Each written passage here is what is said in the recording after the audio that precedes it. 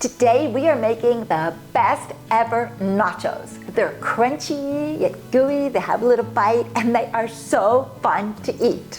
So let's get started. And while I'm cooking, I'm going to share some tips with you on how to make these nachos super delicious. So keep watching, and if you haven't already, please subscribe. Let's get started with the meat. We've got ground beef or chicken. I chose chicken because I know how to make tender, juicy, tasty chicken just for nachos. Now you want to get chicken tenders. The more organic, the better. And each package, maybe a package of like 6 to 8. And then we want to take each one and just fillet it in half. Just like this. So place your chicken tenders in a shallow bowl and then get some tequila. I told you I knew how to make some good chicken for nachos. And we'll need just a tablespoon. Pour it in. And then half of a lime. And save the other lime for another part of the dish. And now we need a tablespoon of homemade taco seasoning. And I have all the ingredients in the description so you can know the proper measurements. But basically this is paprika and cumin and onion powder, garlic powder, chili powder, some red pepper flakes, salt and pepper. Delicious. Now just kind of toss your chicken pieces in here so that the spices are distributed like on both sides of the chicken tenders. Let it rest while we get everything else ready. Grab yourself a red onion. We're going to use just like a total of half of this onion for the whole dish. But for right now, we just need, just a little bit of it, about a tablespoon of it. We're going to chop it into small pieces for our Pico de Gallo. We're going to use the slices for our chicken. Now we need 2 tomatoes for our Pico de Gallo. We want to seed them. So I usually just take a little piece out of the tomato like this. And with a spoon, just go ahead and get all the seeds and this juice out. And then just little slices like this. And we'll chop. We need fresh, washed cilantro, and we're going to use this in our Pico de Gallo. And then you want to reserve some too to garnish the nachos at the end. Now we need a jalapeno. Can't do nachos without a jalapeno, but we just need a half of it, and we're going to seed it and put it in our Pico de Gallo. I've been placing all the ingredients in this little bowl, the red onion, the tomato, the cilantro, and the jalapeno.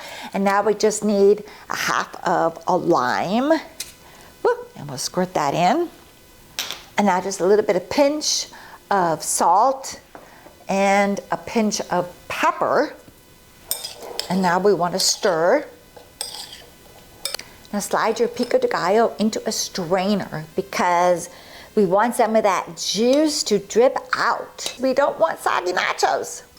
Up next are the beans. And I'm about to show you how to make some that are just outstanding. In a food processor, 1 can of black beans, drained and rinsed. 3 tablespoons of water. So we need 2 teaspoons cumin. 1 teaspoon chili powder. And half a teaspoon of garlic powder, a pinch of pepper, a pinch of salt, and juice from a half of a lime. And now we'll give it a whirl.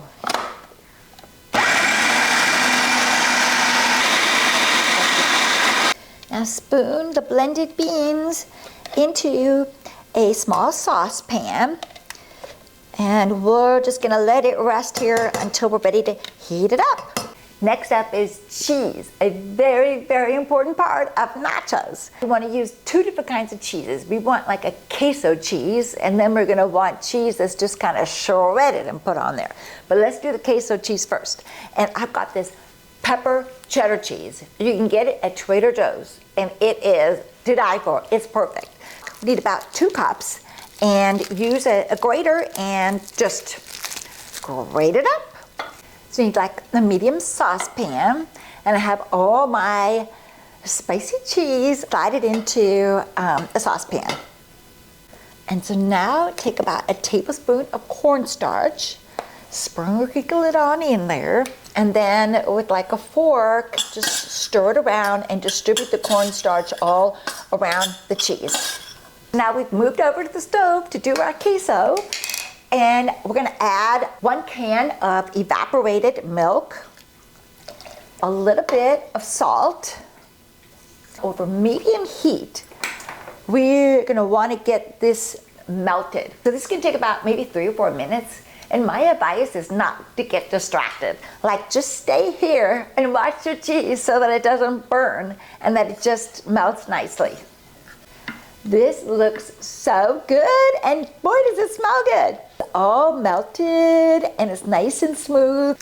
And so now we are going to put our temp all the way down on low, cover it, and just kind of let it sit here, keep it warm, and check on it, stir it every now and then.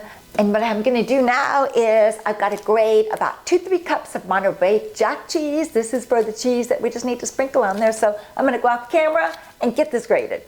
And now it's time to preheat your oven to 375, and let's get our chicken seared. So I have about a 10-inch skillet, and I put about a tablespoon or so of some avocado oil. Let's get the chicken going. I'm gonna put my onions in first. And now we'll let them just kind of sit in here and let them cook, let them get soft. And while that's happening, let's go over to our black beans. We'll go ahead and put this now on medium, and they're kind of, you know, a little thick.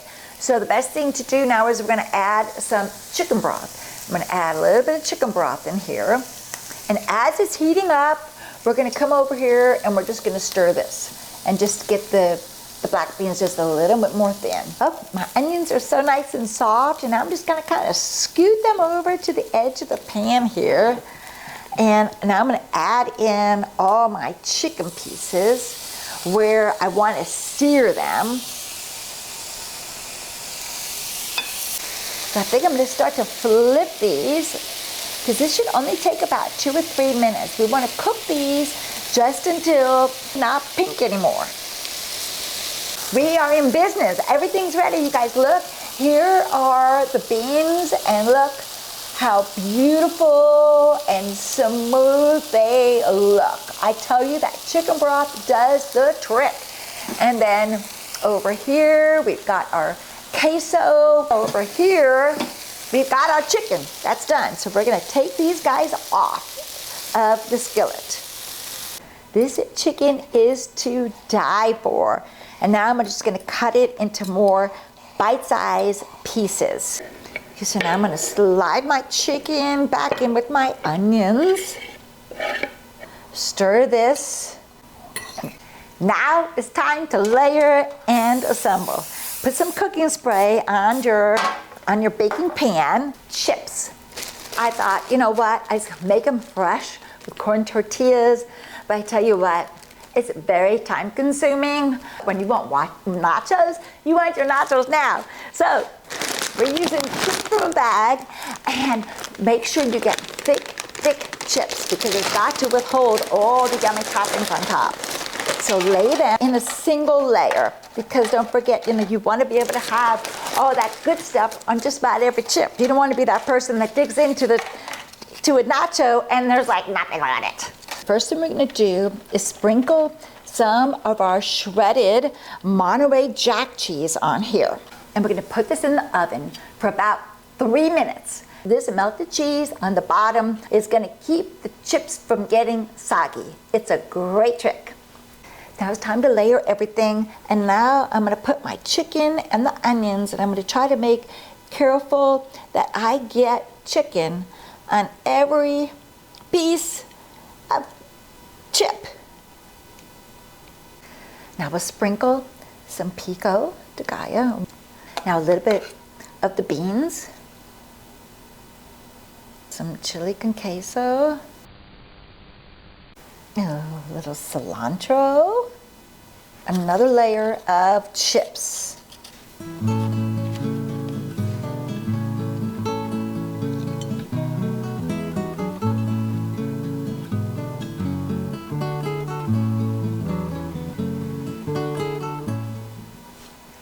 And now we're putting this masterpiece in the oven for about 6 to 8 minutes. We'll watch until it gets nice and hot. Now these are nachos, but don't let it just stop you here. You know, you can add guacamole, sour cream, jalapeno, black olives, whatever you love. I'm gonna help myself here to a piece. I gotta taste this. Look at all this.